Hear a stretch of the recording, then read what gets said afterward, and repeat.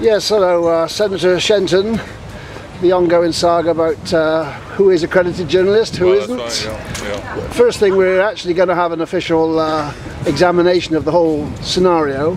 Various people are being appointed. When's that likely to take place, do you think? We're just waiting for the Chief Minister to announce his nominee from the executive, because what we want to do is a holistic approach. I think what happened before, the Chairman's Committee could only look at it from the point of view of scrutiny, and it's a much bigger issue than that. So we want to have a look at it from the point of view of all representatives of the Assembly. You won't be running it as such, but as far as you're concerned, will it be full consultation? People like us, bloggers, will be invited to make comments? We certainly wouldn't leave you out. No. Our life wouldn't be worth living. Well, we'd certainly make it difficult for you.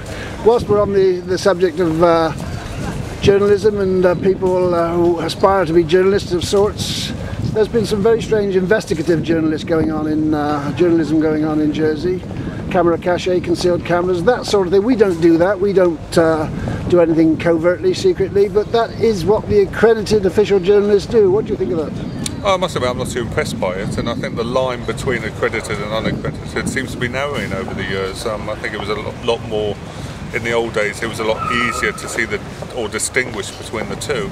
But it certainly is something that's working in your favour, because the more that the accredited journalists behave in that manner, the lesser the argument that they have that they should be treated differently. And of course, ultimately, for lots of instances, the only way you can get information is by adopting those sort of tactics, isn't it? Yes, but the trouble with something like that, obviously, and again, I'm not a big fan of this, because obviously they showed edited highlights on the BBC, and you don't know exactly what was said in the whole meeting, and they could have put a complete different spin on it, and we'll never know.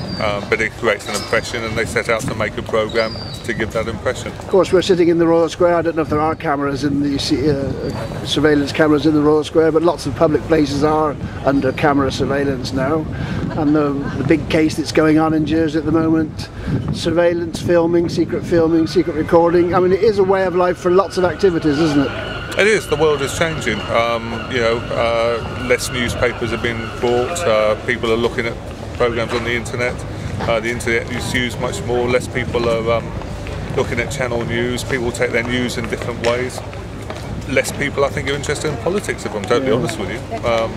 But we have to take all this into account. And certainly, well, I don't know who from the executive is going to take part in this working party, but certainly both myself and Juliet Galashaw, we have no strong views one way or the other, so we will look at it fairly. But so far as concealed cameras, concealed recording is concerned, if it reveals a crime, I think the public are much more sympathetic, aren't they? If it does actually reveal a crime, yes. If it's edited to make it look like a crime has been committed when it hasn't, then maybe not.